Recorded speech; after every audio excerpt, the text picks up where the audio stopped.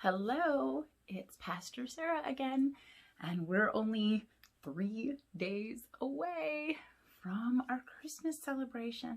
So, we're back with Minnie. She got another pair of really cool little shoes. So she's sporting her rose fascinator, her rose dress, and her shoes. She's looking much more Pentecost than she is Christmas liturgically, but that's okay. She's feeling it. Look at her. Ta-da! She's feeling it. All right, so let's see what our story is today. Number 22.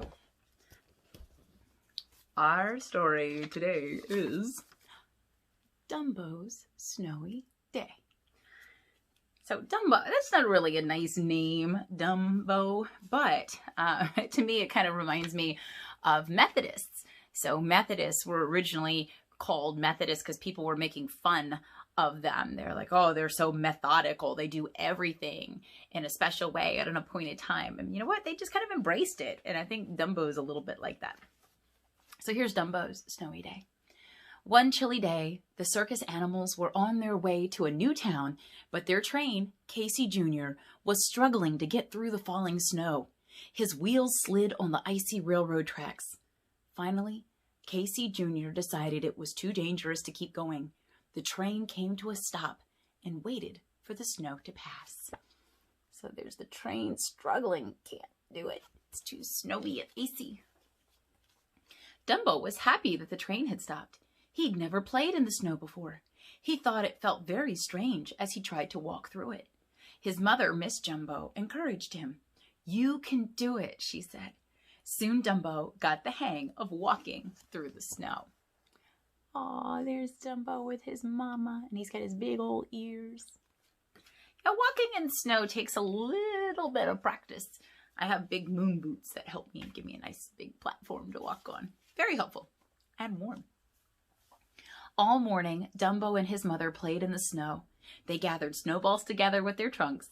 They made snow elephants and even played hide and seek. But as Dumbo and his mother explored, they got farther and farther away from the train.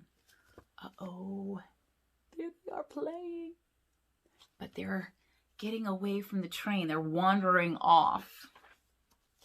Suddenly, Dumbo slid down a steep hill. He called after his mother to follow him, but when she reached the bottom of the hill, Miss Jumbo realized she couldn't climb back up.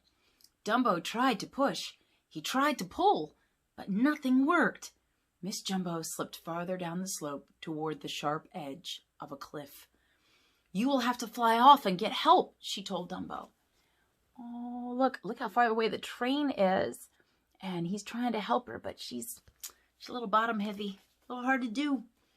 So Dumbo flew off as fast as his ears would take him. As he soared toward the train, the wind began to blow. It pushed harder and harder against him. Finally, Dumbo's ears got so cold he couldn't fly. He worried about his mother while he waited for the wind to pass. And once the wind died down, Dumbo raced to the train. He gathered all the animals together so that they could help. "What are we waiting for?" Timothy Mouse cried. "We've got to save Miss Jumbo." Dumbo led his friends back to the cliff. So here he is trying. The wind's too strong, so then he had to wait it out. And then he went and got all the other circus animals to help. By the time they found Miss Jumbo, the windstorm had pushed her even closer to the cliff's edge. The animals knew they had to think of something fast. "Oh dear," worried the giraffe. "How can we get down there to help?" Timothy snapped his fingers. He had an idea. "Everybody line up," he shouted. He ordered the animals to grab one another's tails. At the front of the line, the ostrich leaned over the cliff to take hold of Miss Jumbo's trunk. "1, 2, 3, pull!" yelled Timothy. So here she is. Oh, she's so close to falling off. And then here, Timothy, see, they're all grabbing the tail in front of them. They're forming a line. People, we would hold hands. The animals worked together, huffing and puffing, pulling and stretching, until Miss Jumbo had made it safely to the top of the cliff. But suddenly, there was a loud crack. The cliffside gave way, and the animals tumbled down. "Watch out!" yelled the hippo. "Yikes!" cried the monkey. "Uh-oh," said the giraffe. "Help!" shouted the bear. So there they are, pulling and pulling, and then, oh no, they're all going down. All of the animals tumbled together and rolled down the hill. Before long, they had become a giant snowball.